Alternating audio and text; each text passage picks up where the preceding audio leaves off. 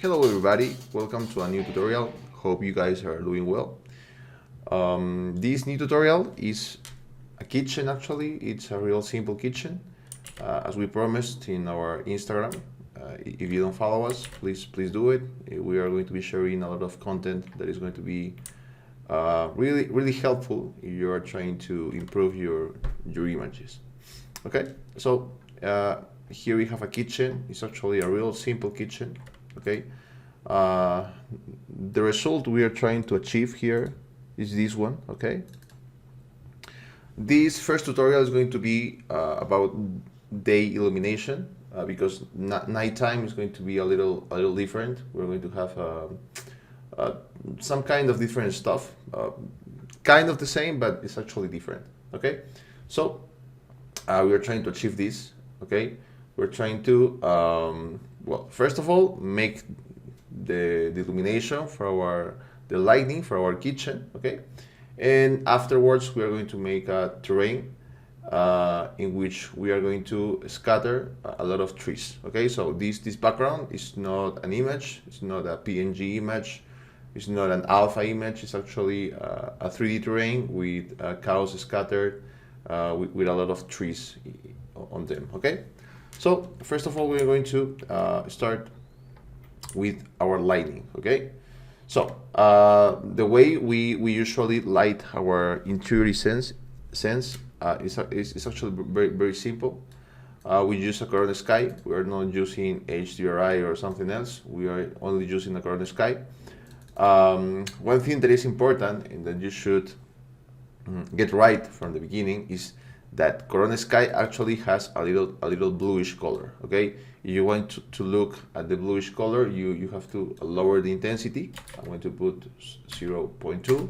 You're going to see that the bluish color is actually there. So if you light your scene with only Corona sky and don't change anything, you're going to have those little bluish reflex or I don't know how to say it. You're going to have that bluish color all over your scene.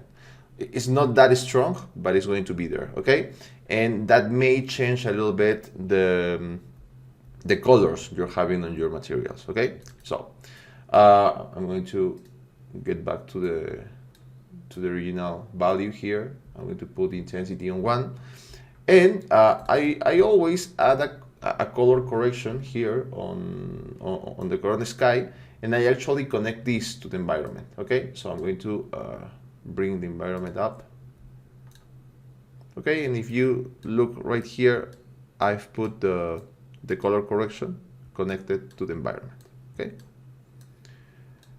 so that if I need to change the tone, if I need to change the saturation, or even add a US shift here, I can do it. Okay, but in this case we are trying to get some of that bluish color that is everywhere in the nature into our scene. So we are not going to desaturate or do anything to that bluish color. Okay, but I'm only telling you this so you know it. Okay, so I have here my my camera. Okay, we are going to start an interactive render, and I'm going to reset the tone mapping. Okay, so we start from the beginning, from scratch. Okay, well, thank you for the likes and for the support in the last tutorial. I've been trying to improve my English. I hope you notice. I hope you can understand better what I'm trying to show you in these tutorials, and that my English allows you to understand it better. Okay, so we have the tone mapping here. This scene is actually really simple. There's no much magic about it. Okay, we have a lot of light coming into the windows. So what we need to do is actually understand what we are going to use to control that lighting. Okay, Corona offers us two ways in which we can control this strong light that is coming and that is almost burning our eyes. Okay, we have the ACES odd that is actually a way that controls really good the burn areas. Okay, but we can also use the Reinhardt highlight compression. Okay, we can use one of them, but we should not use the two of them at the same time. Okay, because let me turn off the ACES, and if I turn up, if I put this value of 1 in the highlight compress, let's say in 1.5, okay, I'm going to start controlling, okay, the highlight burn of the light. Okay, so if I increase this, we are going to control it every time a little bit more. Okay, but if you look at our image, it's looking a little plain. We have lost a lot of contrast, and we need to take it back. Okay, but the highlight compress is actually controlling really good the burn areas. Okay, but if I turn on also the ACES, okay, I'm going to start having not only an image that lacks of contrast, but it's actually looking a little turned down. Okay, I can turn up the exposure, but it's not going to help that much. Okay, so you have to have this in mind when you're working with ACES or with highlight contrast. Most of the time lately, I've been working with ACES. Okay, I think ACES offers us a really good highlight control, and I think it's on point.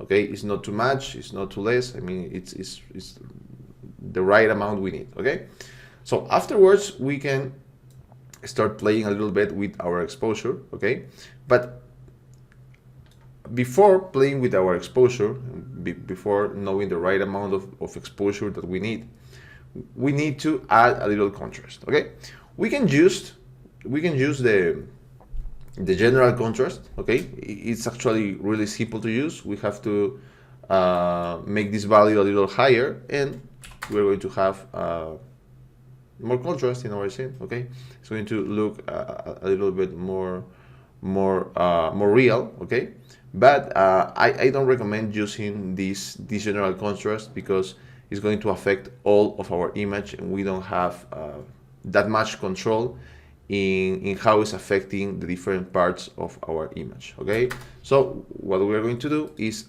actually add curves.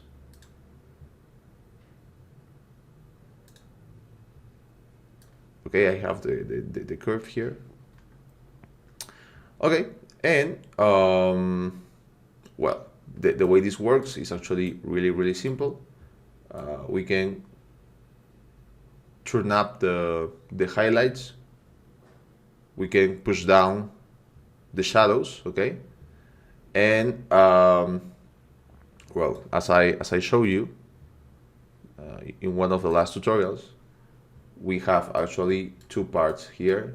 This one is for the shadows, and this one is for the highlight or the lighted areas. Okay, so I usually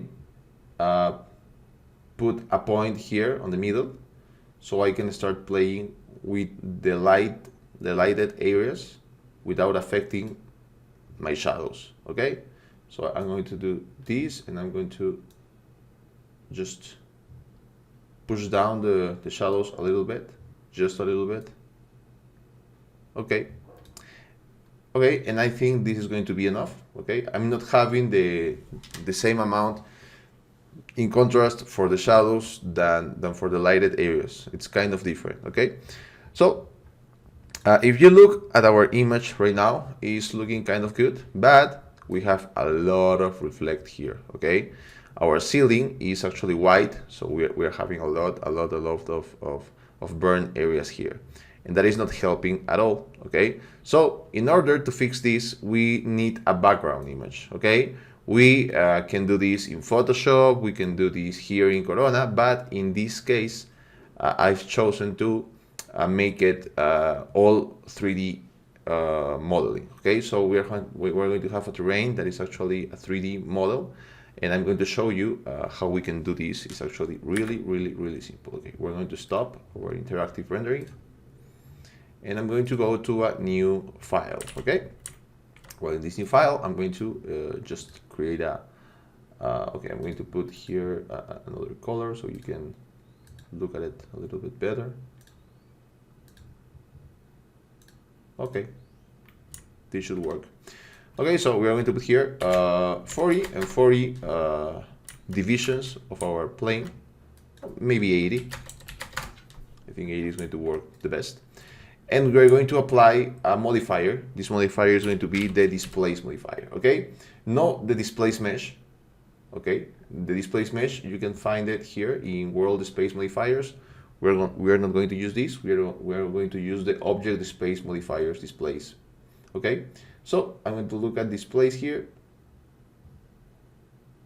Here it is. And here, in the part of image, we can find a bitmap in a map slot, okay? So we can put here a bitmap that is actually going to deform our plane into a terrain, okay? For this, we need some images, some bitmaps that work for this, okay? So if you're not already subscribed to the Telegram group, do it right away. It's actually a group that is working in Spanish, but you can translate it really easy, and we are going to be sharing the files through that group, okay?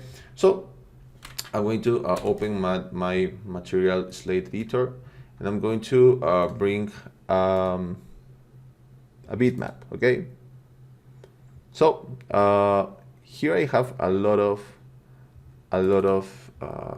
terrains, okay? These are actually displaced terrain maps, okay? They work like really good, and they are really easy to use, okay?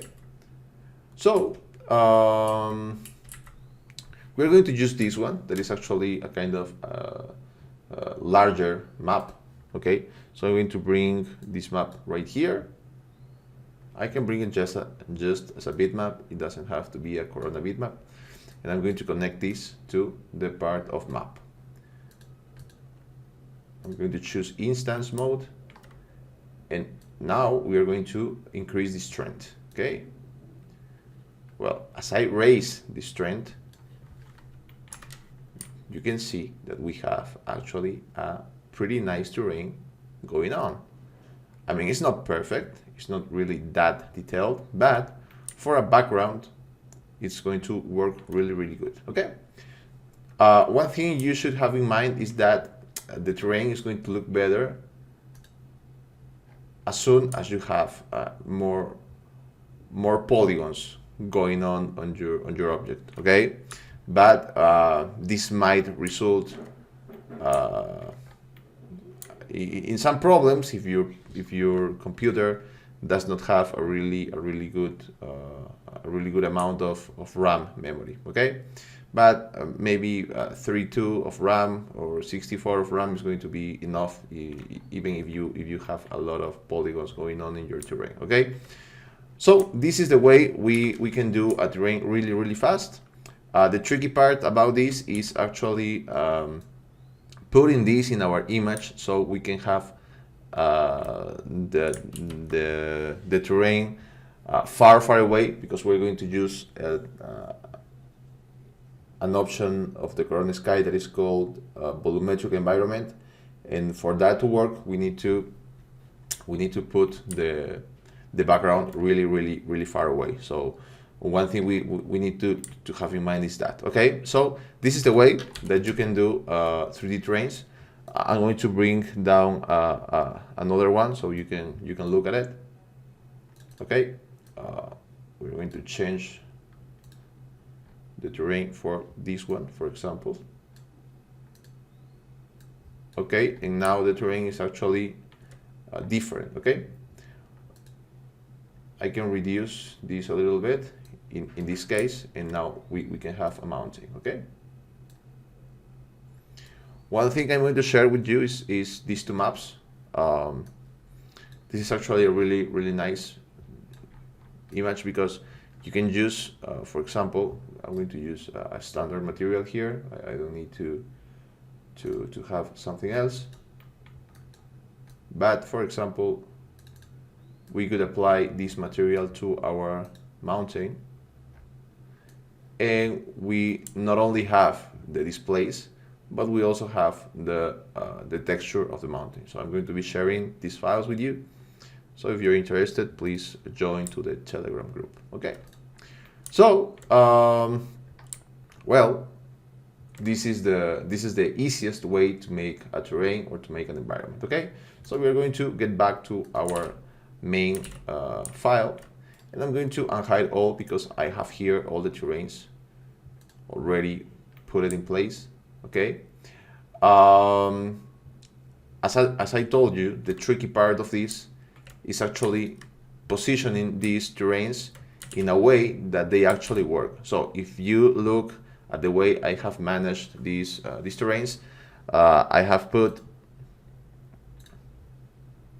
the first terrain here and the same terrain, but a little bit modified. I mean, I have rotated the terrain, and I've put it a little bit farther, okay? So I can have another mountain here, okay? So we're going to start looking at these two. Okay, I'm going to erase this, okay? And one thing that is important that I'm going to be sharing with you is that here we have these trees. These trees are actually low poly because they have leaves, but the leaves are actually planes with a material and an opacity map. Okay.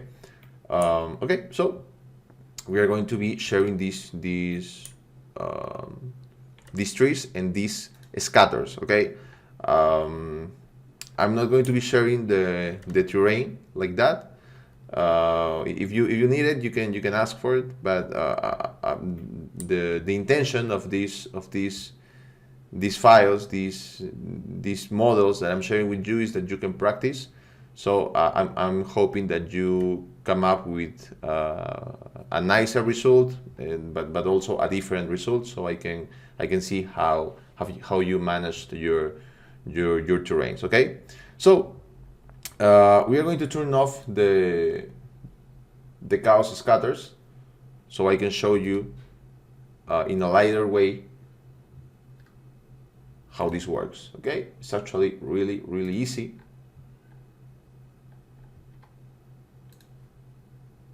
The only tricky part is to position the terrains. Okay, I'm going to hide this one because I want to show you something that is really important. So I'm going to start the interactive rendering.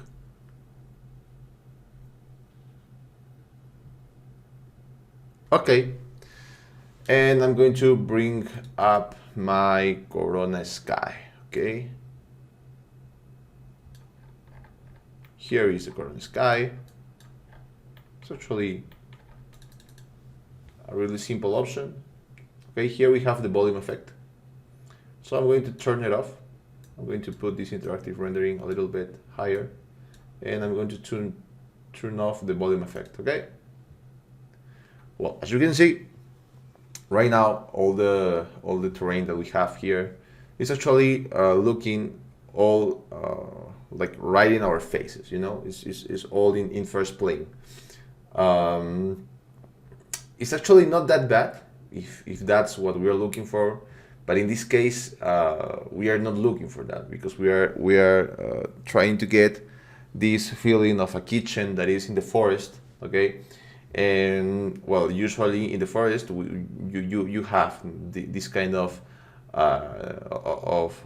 moisture, no, this kind of humidity in the air, and you need to get that feeling also in the environment. Okay, so a really cool option that Corona Sky offers us is the volume effect. The volume effect is a really simple way to add fog and to add depth to our image. Okay, If you can look at this, as in the moment that I've turned on the volume effect, we are having the mountains. Okay, we can feel that this mountain is actually farther than this one, and this one is farther than these trees that are actually really close to our image. Okay, this volume effect works in the simplest way that you could imagine. Okay, as you turn this value higher, as you raise this value, you're going to have more fog. As you raise it down, as you put it down, as you lower it, I'm sorry, you're going to have a less fog. Okay. Actually, there is another value that is important, and is the altitude. As you turn up the altitude, as you, I mean, if you have, I don't know, 2,000 meters, 3,000 meters, 5,000 meters, you're going to get a bluish color in all of your fog. Okay, let's make a test. Okay, so now you have a bluish color going all over the environment, and well, it's actually also make the fog a little bit lighter. So maybe if you are going to try this, you should try also to increase the volume effect. Okay, but here we're going to work with 0.8, and we're going to leave this in I don't know, 500 maybe. I think it was in 1000, but I think 500, or see, 500 is actually working really nice. Okay, but there is one thing that we are going to take care now. Okay, if you look at our window, okay, we are having a little reflect. Okay, and the thing is that if there was someone standing right here, I'm sorry for my person, it's actually a little funny. Okay, but if there was a person standing right here and they looked in that direction, okay, they will see nothing. Okay, and that's what the reflect is showing us here. Okay, there is nothing in the back of our kitchen. Okay, so that's the reason, that's the main reason that I put this terrain backwards. Okay, I mean not backwards but behind, I'm sorry. Okay, so as you can see, that white reflect has disappeared, and that's a really nice thing, because now our image is going to feel more real even in the reflects. Okay, these are the kind of stuff that are going to make your imagery look nicer, look more detailed, and that is going to trick the human eye so they can think that this is actually a picture and not a 3D image. Okay, well, now that we have this, there is another thing that I need to show you, and is the way that we can scatter our trees. Okay, as you can see, I don't have the scatter going everywhere. I only have the scatter going in some strategic places. Okay, so I'm going to turn on the scatters, and as you can see, I don't have the scatter here because I'm not looking at this, and neither my reflects are going to be showing this. Okay, so the way I've selected this is in this way. Okay, I've selected the terrain, I'm going to polygon, and I'm going to select all of what am I looking here. Okay, and well, I've actually, I think that I also selected a little bit more, and that's the way. Okay, so that's pretty much the way I've selected these polygons. Okay, I don't select it from the top, but I selected from our camera, so I can select all of what am I looking at. Okay, so this is a real fast way we can select all of our camera is going to be looking at. But there is also another option that is actually available to us in since Corona 8, I think, and is that we have now this camera clipping, and we can enable this camera clipping so our scatters only work with what our camera is actually looking at. Okay, this is really cool, but in this case, it's not working for me because I not only have vegetation or trees in the in the foreground, but I also have it in the part that is behind my kitchen. Okay, so if I turn on the enable camera, maybe I'm not going to be working with the reflections in the right way. Okay, so in this case, it's not working for me, but it's actually an option that you should take a look at because it's really interesting. Okay, well, now that we have our mountains put it in the right way, I'm going to look at, okay, I have something here that I'm not really sure what it is, but it's something kind of strange.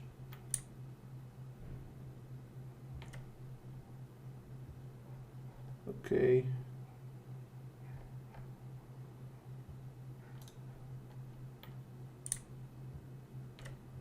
Okay, there's some kind of spots. Okay, no, it's actually our lights. I'm sorry. I thought it was something in the terrain, but it's not. It's not actually something in the terrain. It's actually the reflect of our lights. Okay, so we are going to make an interactive rendering now that we have all of the terrain put it in place.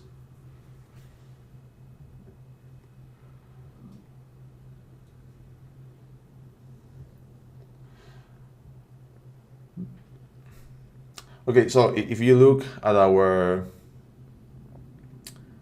image now, it's actually getting to see a little bit cooler. Okay, as you can see, the white ceiling that we had burning before is not actually burned anymore. It's kind of nice. We have all of the trees scattered really nicely.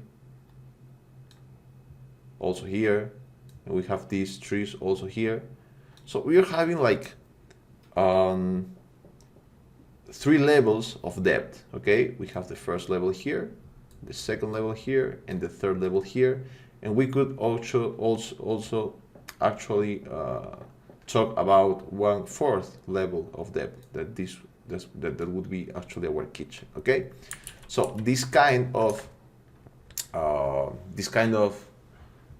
depth that we have in our image actually makes it look more real. Okay, I don't think this is something that you should try in every image because sometimes it's easier to use only a PNG image or maybe an alpha to have your backgrounds. But in this case, it was interesting to me to try to do this. Okay, so I hope you find it interesting. Okay, well, I think that our first tutorial is good by now. I'm not trying to make a really long tutorial. The next tutorial is going to be about the nighttime, as I told you in the first part of the tutorial. And well, we're going to end our tutorial here. I want to thank all of you guys for subscribing to the channel. If you like this video, if you think it's helpful, please share it. Please tell your friends that this is a channel where you can learn from 3D.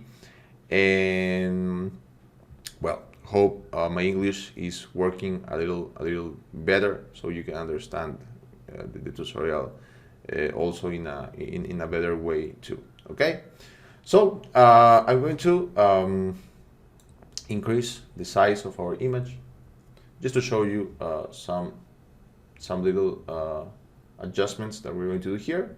And it's actually about the sharpening and blurring.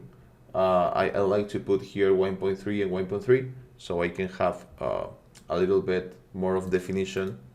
It's not that much, but it's still there. I never like to put things that actually sticking out of the image. I mean, I like to add things that are there, but not in an obvious way. Okay, so we are adding a little bit of definition, but it's just a little bit. Okay, and also one thing that we have to turn on is the bloom and glare. Okay, here we have the lights, and if we look at them, okay, they are looking pretty nice. We have the reflections here also, and yeah, I think this tutorial it's been good. I mean, I hope you think the same. Okay. Well, something that I was missing is that we have here this, I don't know how you say, but well, this thing that usually goes in the top of our stoves, so they can get rid of the smoke or the air or the smells. I don't know, and this actually is black. Okay, so we were not having no reflections here. We had like this plain black cube, and it was saying nothing. Okay, so one last thing that I'm going to show you is that here we used a light so it could get a little bit of reflection. Okay, this light has a bluish color, almost the same that our environment, so we can kind of copy the light of the environment and just put it looking at this I don't know how you say this, okay, but showing this in this reflection. Okay. Also, one last thing that I need to show you is that here we have a black floor. Okay, the most important material in your resin is always going to be the floor. Okay, and here we have a black floor. The reason why our floor is the most important part of our resin is because the floor is the first part where the lightning rays bounces through all our resin. Okay, so if you have a black color, the bounces of our lining are not going to behave really good, because black actually eats the light. Okay, and white makes it bounce more. Okay, so we have here this black material. Don't worry, you're going to have this material in the files that you're going to download. Okay, but I have applied a corona ray switch. This corona ray switch actually allows us to have a different color for global illumination and have different colors for reflect, refract, and direct visibility.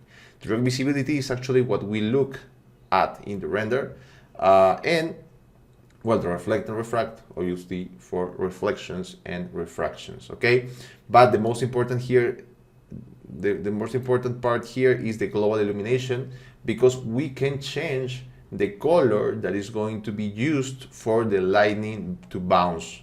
Okay, so if we put here a black color, it wouldn't have any effect. But if we put here this kind of color, maybe a light gray, like the one we have, is going to make the light bounce a little bit more, and we are going to get the image being more lighted, mostly in the parts that are more far from our window. Okay, usually the lights starts really hard in the windows and starts like fading out as we go deeper in our space, in our room, in our design. Okay, well, so this was the last thing I wanted to show you. I hope you liked the tutorial, and we are going to be sharing in the next days the nighttime tutorial for this kitchen. Okay, so this is this would be everything for me in this video. Have a really nice day.